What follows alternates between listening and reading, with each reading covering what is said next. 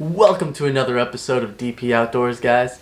Today we are going to be cleaning out and doing a full restoration of my corn snake's terrarium. Her name is Autumn. She's a 2-year-old sun-kissed corn snake. I've been doing a lot of spot cleaning in her cage recently. However, I have not gotten in there and done a full cleaning in quite some time. So we're going to be taking her out, taking everything out of her tank setup, cleaning the whole tank, re-putting everything back in.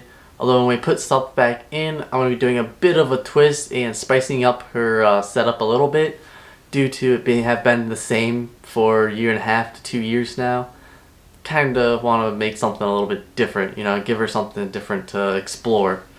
In case anyone's curious, this is a 20-gallon long setup.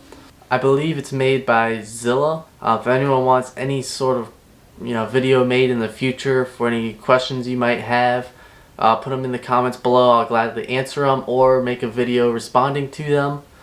Without further ado, let's get into this video.